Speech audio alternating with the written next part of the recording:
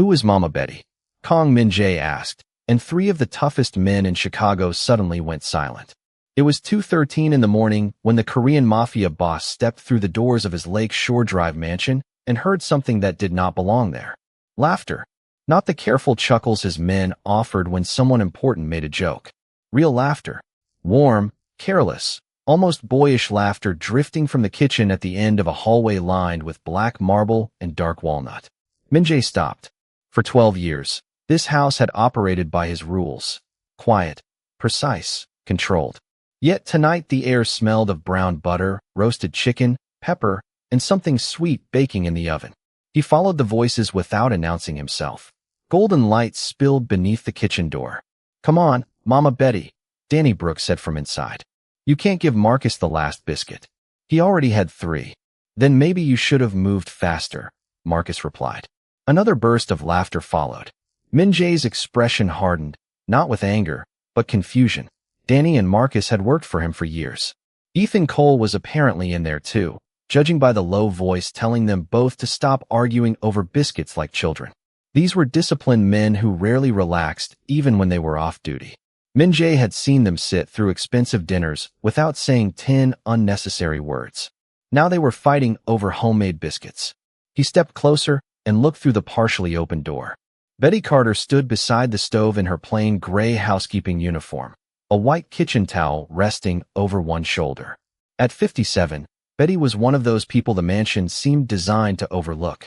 She arrived quietly, worked quietly, and disappeared before Min-jae ever wondered where she went. He knew her name because it appeared on payroll. He knew nothing else.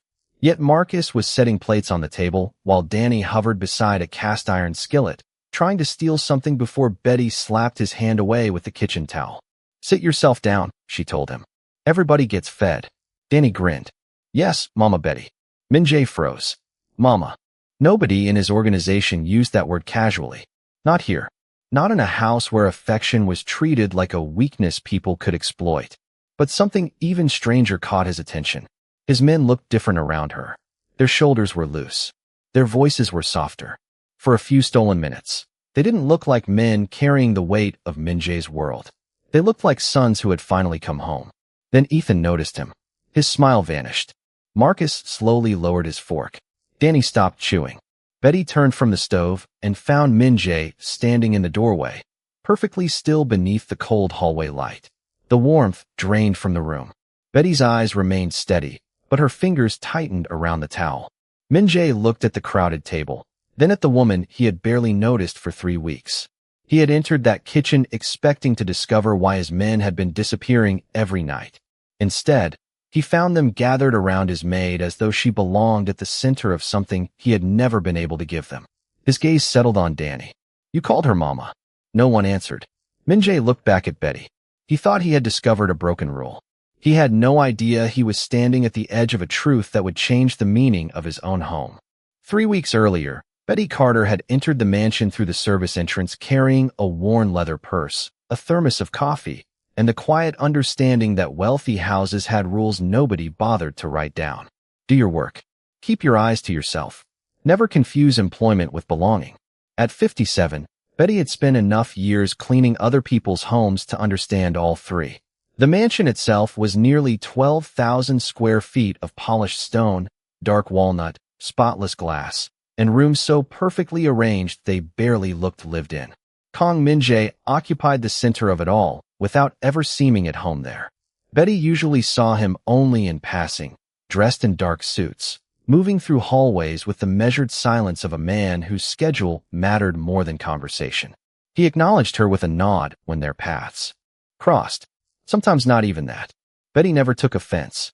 She had learned long ago that being overlooked could reveal more about people than being noticed. And she noticed everything.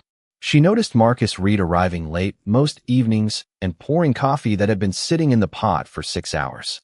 She noticed Danny Brooks opening the refrigerator, staring inside, then closing it without taking anything. She noticed Ethan Cole carrying the same untouched takeout container from one room to another until it eventually disappeared into the trash. The refrigerator was always full. Imported cheeses, premium steaks, fresh vegetables, expensive fruit, sauces with labels Betty could barely pronounce. Yet nobody seemed to eat a real meal. Food existed in that house as another expensive possession. It did not feel like comfort. It did not bring anyone to the same table. One Thursday evening, Betty was wiping down the kitchen counters when Danny walked in. He looked exhausted. Usually he had a joke ready before he reached the refrigerator. That night he said nothing. He opened the door, stared into the cold white light, and rubbed a hand across his face. "Long day?" Betty asked. Danny glanced over as though surprised she had spoken. "Something like that." He reached for a bottled drink. Betty looked at the clock. It was almost 11. "That is dinner?" "It works." "No, baby. That is a beverage pretending to be a meal." Danny almost smiled. "Almost." Betty returned to wiping the counter, but after he left, her eyes settled on the refrigerator. There was half a chicken nobody had touched, fresh vegetables approaching their final good day, butter, eggs, and a container of buttermilk. Enough food to feed several people was sitting 10 feet from men who had apparently forgotten what a kitchen was for. Betty stood still for a moment. Cooking was not part of her job. Nobody had asked her. Nobody had given permission. She should have finished the counters, collected her purse, and gone home. Instead, she reached for the chicken. Soon butter whispered across a hot cast-iron skillet. Onion and pepper softened together. The cold kitchen slowly filled with warmth and the familiar scent of a meal made because somebody needed one. Betty worked without hurry, measuring by instinct instead of spoons, remembering recipes that had lived in her family longer than she had. When everything was ready, she covered one plate with foil and left it beneath the warming light. On top, she placed a small folded napkin with 2 words written in blue ink: "Eat something." Then Betty turned off the kitchen lights and went home, never imagining that one simple plate was about to become the reason 3 guarded men would eventually start calling a woman their boss. Barely noticed Mama. Danny found the plate 40 minutes after Betty left. By then, the mansion had settled into its usual midnight silence, the kind that made every closing door sound too loud. He entered the kitchen expecting nothing more than another bottled drink and perhaps whatever packaged food he could find without effort. Then he smelled roasted chicken, warm pepper, butter, and something faintly sweet. He stopped beneath the doorway. A single plate waited beneath the warming light, covered carefully with foil. Danny lifted it and found the folded napkin. "Eat something." He stared at those 2 words longer than he wanted to admit. Nobody had asked whether he had eaten in months. He pulled out a chair. The first bite made him stop chewing. The chicken was tender, the vegetables carried just enough seasoning, and beside them sat a golden buttermilk biscuit that broke open beneath his fingers with a cloud of steam. It was not restaurant food arranged to impress someone. It tasted familiar, patient, like somebody had expected him home. Danny finished everything. The next evening, Betty arrived to find the plate washed, dried, and returned to the cabinet. She said nothing. Neither did Danny when he passed her in the hallway. But at 10:45 that night, while Betty was folding kitchen towels, he appeared beside the counter. "Any chance there is another one of those biscuits?" Betty looked at him over her glasses. "I thought bottled drinks worked for dinner." Danny lowered his head, caught. "I may have received new information." Betty tried not to smile. "Sit down. You do not have to make anything." "I know." That answer quieted him. Betty opened the refrigerator and worked with what was already there. She scrambled eggs with peppers and onions, warmed leftover chicken, and split 2 biscuits in the oven. Danny watched from the table as if the ordinary movements themselves were unfamiliar. "You always cook like this?" he asked. "When there is somebody to feed. You could have been a chef." Betty shook her head. "Cooking is not about people applauding." She placed the plate before him. "It is about noticing when somebody needs a plate." Danny looked down. For once, there was no joke waiting behind his eyes. "Thank you, Miss Betty." She returned to folding towels. "Eat before it gets cold." He did. The following night, Danny came back at nearly the same time. This time he brought Marcus. Marcus stopped inside the kitchen and gave Danny a suspicious look. "You dragged me downstairs for leftovers?" "Just sit." Betty turned from the stove. "I did not invite company." Danny grinned. He looked hungry. Marcus started to protest, but Betty had already reached for another plate. 10 minutes later, neither man was talking. Forks moved. Biscuits disappeared. Marcus quietly asked whether there was more chicken. Betty raised one eyebrow. "Thought you were not hungry." Danny laughed so hard he nearly dropped his fork. Marcus pointed at him. Not one word. From the hallway, unseen by all 3, Ethan Cole paused as the unfamiliar sound of laughter drifted through the mansion. He looked toward the kitchen, hesitated, then followed the smell. Betty glanced up when the third man appeared in her doorway. She looked at the two empty chairs remaining around the table, then at Ethan. Without asking a question, she reached for another plate. Ethan Cole accepted the plate without a word. He was the quietest of Min Jae's men, a broad-shouldered security chief who could spend an entire evening in the same room with someone and leave having revealed almost nothing about himself. Betty did not try to change that. She placed chicken, vegetables, and a biscuit in front of him, poured fresh coffee into a heavy ceramic mug, and returned to wiping the counter. Ethan took one bite, then another. 5 minutes later, his plate was clean. "Coffee is too strong," he finally said. Betty looked over her glasses. "You drank 2 cups. Danny laughed. Marcus covered his smile with his napkin. Ethan stared at both men until the laughter faded, then quietly pushed his mug toward Betty. "One more." That was how it began. Not with an invitation or an announcement, but with an extra chair pulled away from the table. Over the next several nights, the kitchen developed a rhythm the rest of the mansion did not understand. At 10:30, Betty would finish most of her housekeeping. At 10:45, Danny would appear and pretend he had wandered in accidentally. Marcus usually followed 10 minutes later. Ethan insisted he was only checking the room until Betty began setting out his mug before he arrived. She learned that Marcus hated onions, but loved black pepper. Danny wanted honey on his biscuits. Ethan took his coffee black and always asked for an extra serving wrapped in foil. Betty never questioned it until one evening she handed him the container and said, "Your daughter likes the macaroni and cheese better than the chicken, does she not?" Ethan stopped. His guarded expression cracked. "How did you know I have a daughter?" A grown man does not carry home a pink hair tie in his coat pocket unless somebody important put it there. Ethan looked down at the small elastic loop near his collar and smiled. It was the first time Betty had seen him do that. She never demanded their stories. Somehow, that made them tell her more. Marcus mentioned his divorce one night while staring into his coffee. Danny admitted that his apartment felt so empty he sometimes stayed at the mansion simply because he did not want to go home. Ethan spoke carefully about his teenage daughter, who had stopped answering most of his calls after years of missed birthdays and canceled weekends. Betty did not offer grand advice. She added another biscuit to Marcus's plate. She told Danny to stop pretending loneliness was the same thing as independence. She told Ethan, "Children remember who keeps showing up. So keep showing up." Then she returned to the stove. The kitchen changed around them. Music sometimes played softly from Betty's phone. Steam clouded the windows. Butter hissed in the skillet. Men who once ate standing over counters began waiting until everyone had a plate. They started washing dishes without being asked. One night, Danny reached for a biscuit before Betty finished setting the table. She tapped his hand with her towel. "Boy, if you do not sit yourself down." Danny pulled his hand back dramatically. "Yes, Mama Betty." The words escaped so naturally that nobody reacted at first. Then Marcus slowly looked up. Ethan lowered his coffee. Betty stared at Danny. "What did you call me?" Danny swallowed. For once, the youngest man at the table looked genuinely nervous. "Mama Betty." Silence held for one heartbeat. Then Betty shook her head, fighting a smile. "You are too grown to be calling anybody Mama while stealing food off the table." Marcus laughed. Ethan almost choked on his coffee. Danny grinned. "So I can keep calling you that?" Betty pointed toward his chair. "Sit down and eat." After that, the name stayed. What none of them realized was that their nightly routine was beginning to leave traces, and Kang Min-jae had built his entire life around noticing when his men changed. Min-jae noticed the first change on a Monday morning. Marcus declined breakfast before an 8 o'clock meeting, saying he was not hungry, yet at 10:20 that night, he checked his watch twice in less than 5 minutes. The next evening, Danny turned down a reservation at one of Chicago's most exclusive restaurants. 2 nights later, Ethan finished his work unusually early and disappeared downstairs without explanation. Individually, none of it mattered. Together, it formed a pattern.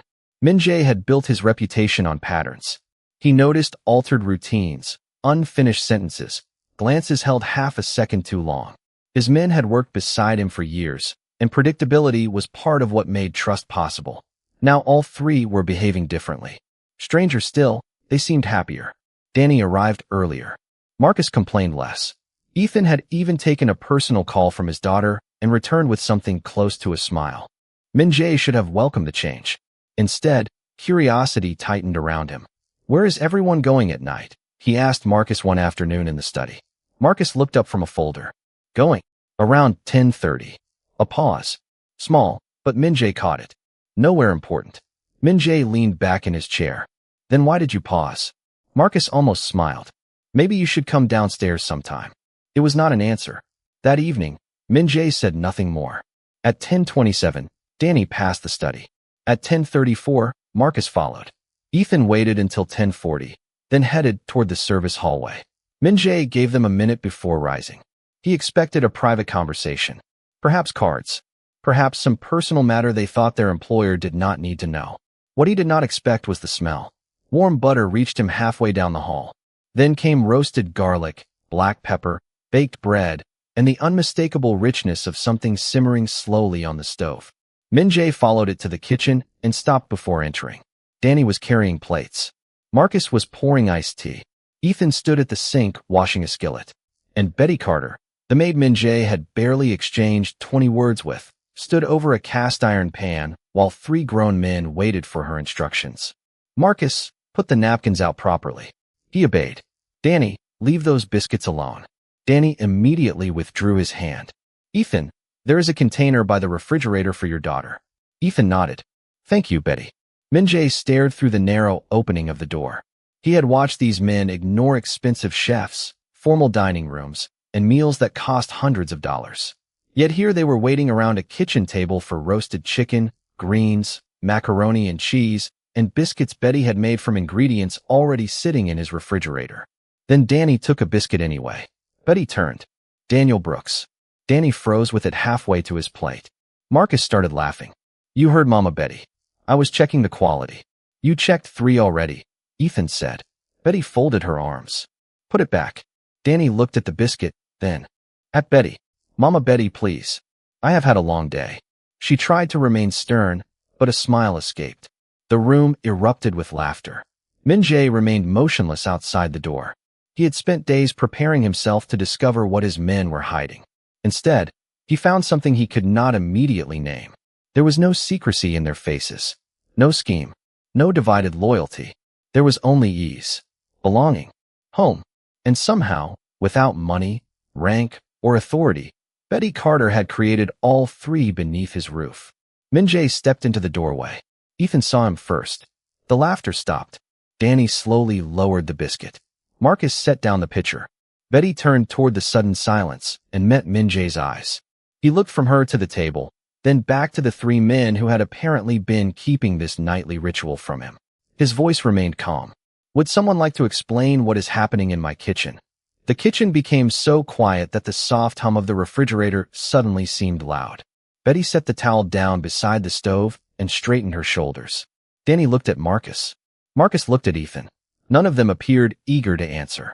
Min-jae stepped farther into the warm light, his expression controlled. "I asked a question."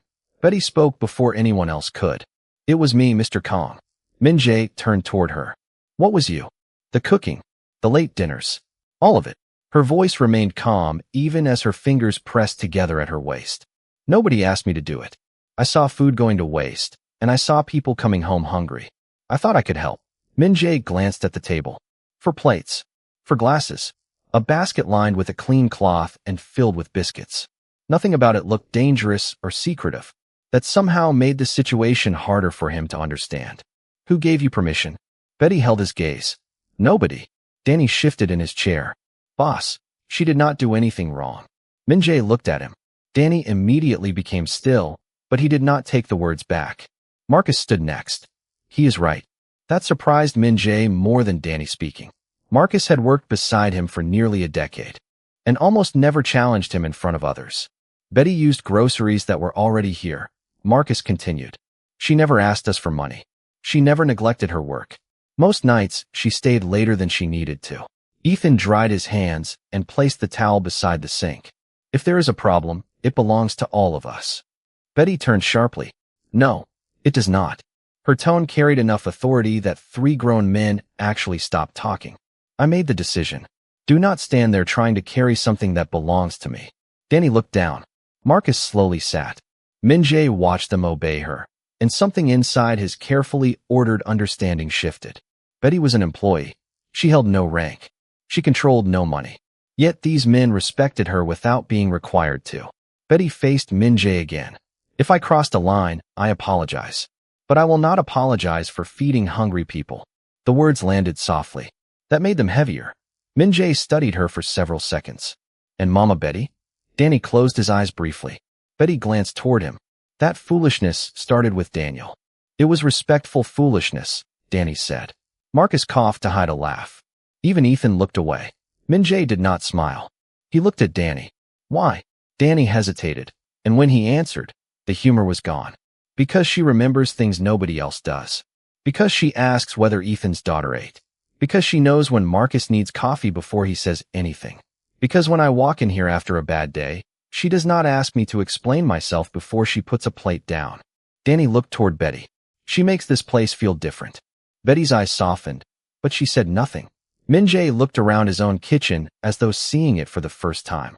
Then Betty reached for a clean plate. She served chicken, greens, macaroni and cheese, and one biscuit. She placed it at the empty seat nearest him.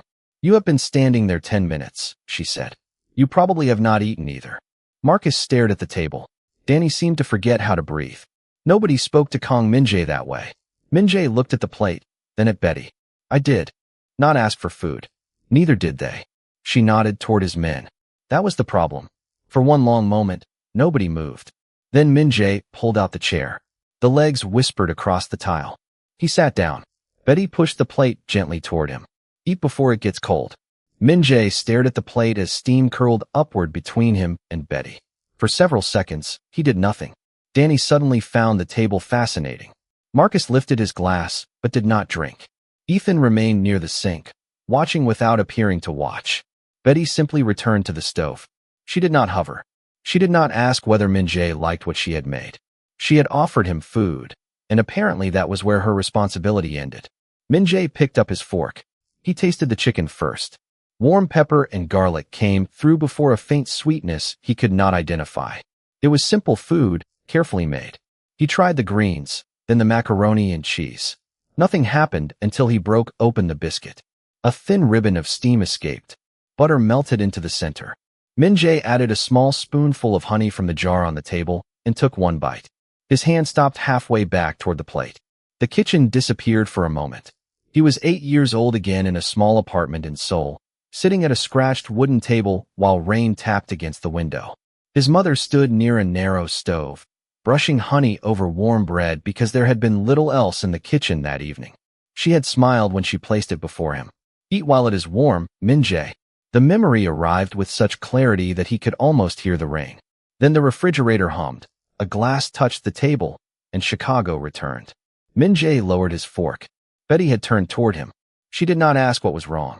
That restraint unsettled him more than a question would have. The biscuit, he said quietly. There is honey in it. A little, Betty answered. My mother used to make bread with honey. Betty nodded once. Then she knew what she was doing. Danny glanced at Marcus, but neither man dared interrupt. Min-jae looked down at his plate. He had spent years removing unnecessary attachments from his life, convincing himself that comfort made people careless. His mansion reflected that belief perfectly. Everything expensive, everything immaculate, nothing sentimental. Yet Betty had walked into the coldest room in the house and changed it with a skillet, a table, and the simple expectation that people should sit down long enough to eat. Why do you do this? He asked. Betty leaned against the counter. Do what? Take care of them. She considered the question. Because somebody should notice. Min-jae's eyes moved toward his men. Betty followed his gaze. Marcus stops talking when something is bothering him. Daniel talks more. Ethan says he is not hungry whenever he plans to take his food home to his daughter. Ethan looked mildly offended. I am sitting right here. Then you know I am telling the truth. Danny smiled. Betty continued, softer now. People tell you what they need all day without saying the words. Most folks are just too busy to listen. Min-jae looked at Marcus, 10 years beside him, and he had never noticed the silence Betty had identified within weeks. He looked at Ethan and realized he did not know his daughter's favorite food. Then Danny, whose jokes Min-jae had always mistaken for carelessness. Betty had seen all of them. Not as employees. Not as useful men. As people. Min-jae took another bite. This time nobody looked away. Danny finally reached toward the biscuit basket. Betty caught the movement instantly. Daniel. His hand stopped. I was passing it to Mr. Kong. Marcus laughed. Ethan shook his head. Even Betty smiled. Min-jae looked around the table, and something unfamiliar softened behind his eyes. Give him the biscuit, he said. Danny blinked. Really? Min-jae reached for his coffee. Before I change my mind. Laughter returned carefully at first, then warmly. Min-jae did not join it, but he did not leave either. Long after his plate was empty, he remained in the chair, listening. And for the first time in years, the silence inside him felt louder than the room. The next morning, the kitchen was perfect again. Too perfect. Min-jae noticed it at 7:15 when he walked in expecting. The faint smell of coffee and found only polished counters, spotless tile, and sunlight reflecting from stainless steel appliances. No music played softly from a phone. No skillet rested on the stove. No handwritten note waited beside a covered plate. Betty's gray apron had been washed, folded into a neat square, and placed on the counter beside her house key. Min-jae stopped. For a moment, he simply stared at them. Where is Betty? He asked when Marcus entered behind him. Marcus looked toward the apron and immediately understood. I do not know. Danny arrived minutes later and lost his usual smile when he saw the key. Ethan checked his phone. She is not answering. Min-jae's jaw tightened. He remembered Betty standing before him the night before, taking responsibility before any of his men could protect her. He remembered asking who had given her permission. To him, it had been a reasonable question. To Betty, perhaps it had sounded like confirmation that she had forgotten her place. On the counter beneath the apron was a white envelope. Min-jae opened it. Inside was a short resignation letter written in Betty's careful handwriting. She thanked him for the opportunity. She apologized for crossing professional boundaries. She explained that she never intended to interfere with the household or create tension between him and his staff. There was no anger in the words. Somehow, that made them worse. Danny pulled out a chair and sat down heavily. She thought she caused a problem. Marcus looked at Min-jae. She thought we got in trouble because of her. Nobody accused him. Nobody needed to. Min-jae looked around the room. Yesterday, this kitchen had been filled with voices. Today, every surface gleamed. Every chair stood perfectly aligned, and the entire room felt lifeless. This was how the mansion had always looked. He had simply never understood what was missing.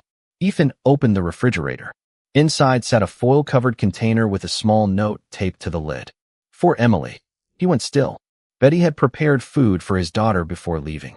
Danny found another container labeled Marcus, no onions. A third read Daniel, and beneath his name Betty had written, Do not skip breakfast. Danny swallowed and turned away. Min-jae said nothing. His eyes settled on the empty chair Betty usually occupied only after everyone else had been served. She had remembered everyone's needs while apparently believing her own place was standing beside the table. Something about that realization struck deeper than the memory of honey bread the night before. Find her address, Min-jae said. Marcus looked at him. Boss, maybe she wants space. Then she can tell me that herself. Less than an hour later, Min-jae's black sedan stopped outside a modest brick apartment building on the south side. He went inside alone. Betty opened her door after the second knock, wearing a blue cardigan instead of her housekeeping uniform. Surprise crossed her face when she saw him. Mr. Kong, you resigned. I thought it was best. For whom? Betty hesitated. Your house had rules before I arrived. Your men respect you. I do not want a few dinners becoming a reason for trouble. Min-jae studied her. There is no trouble. There was tension, because I did not understand what I was looking at. Betty remained silent. Min-jae glanced toward the narrow kitchen behind her. A pot rested on the stove. Family photographs covered the refrigerator.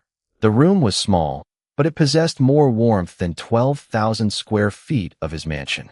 You were right about something, he said. People tell you what they need without saying it. Betty's expression softened slightly. Min-jae continued. My men were telling me for years. I never listened. He paused. You did. Betty looked down. That does not mean I belong there. Min-jae's answer came quietly. That is exactly what I came here to correct. Betty studied Min-jae from the doorway as though trying to decide whether the man standing there was the same one who had questioned her in the kitchen the night before. Mr. Kong, I appreciate you coming all this way, but I do not need charity. Min-jae's expression changed slightly. Neither do I. Betty waited. I came because I was wrong, he said. The words sounded unfamiliar in his mouth, but he did not look away. I spent years believing a well-run house was one where nobody crossed a line. Everything had a place. Everyone had a role. Then you arrived and did something I did not know how to measure. Betty folded her arms gently. I cooked dinner. No. Min-jae shook his head. You notice people. The hallway went quiet. Marcus has worked with me for almost 10 years. I did not know he hated onions. Ethan trusted me with responsibilities I would give almost nobody, and I did not know what his daughter liked to eat. Danny jokes every time something bothers him, and I thought that meant nothing bothered him. Min-jae paused. You understood all of that in 3 weeks. Betty's eyes lowered. People are more than the work they do. I know that now. He looked toward the resignation letter still folded in his hand. Come back. Not because I need someone to clean my house. Come back because you changed it. Betty was silent for several seconds. And the cooking? Only when you want to cook. And if I tell Daniel to keep his hands away from my biscuits? For the first time, Min-jae almost smiled. I will support that rule personally. Betty laughed softly. By 7 that evening, warm light filled the mansion kitchen again. Danny nearly knocked over his chair when Betty walked through the door. Marcus smiled openly. Ethan simply crossed the room and handed her an empty food container. Emily says the macaroni and cheese was excellent. Betty took the container. Emily needs vegetables too. I knew there would be conditions. Soon the familiar sounds returned. A skillet whispered on the stove. Plates touched the table. Danny tried to steal a biscuit and failed. Marcus complained about onions that Betty had not even used. Min-jae entered quietly and watched from the doorway. This time nobody stopped laughing. Betty began serving dinner as she always had, placing a plate before Marcus, then Danny, then Ethan. When she finished, she remained standing beside the table with the serving spoon in her hand. Min-jae looked at the empty chair beside him. Betty. She turned. He pulled the chair out. Sit. Her smile faded into uncertainty. Mr. Kong, I should finish serving. You already did. I can eat later. Min-jae held the chair steady. Nobody eats standing up in this house. The room fell silent. Betty looked at Marcus, then Ethan, then Danny. Danny's eyes had gone suspiciously bright, but his grin remained. You heard him, Mama Betty. Betty looked back at Min-jae. There was no command in his face now, only respect. Slowly, she sat. Min-jae took the serving spoon from her hand. He placed chicken on her plate, added greens and macaroni and cheese, then reached for the biscuit basket. Danny immediately protested. Wait, she gets one before me. Betty laughed. Marcus shook his head. Ethan poured her iced tea. Min-jae placed the warm biscuit beside her plate. Then, after a moment, he added the honey. Betty looked down at the meal, then around the table at the men she had quietly taught to come home hungry and leave feeling seen. Eat before it gets cold, Min-jae said. Betty looked up at him and smiled. Around them stood 12,000 square feet of marble, walnut, glass, and wealth, but none of those things had ever made the mansion a home. It had taken one woman, a cast-iron skillet, a few extra chairs, and the simple dignity of noticing people everyone else had learned to overlook. And that night, in a house once defined by distance, respect finally had a seat at the table.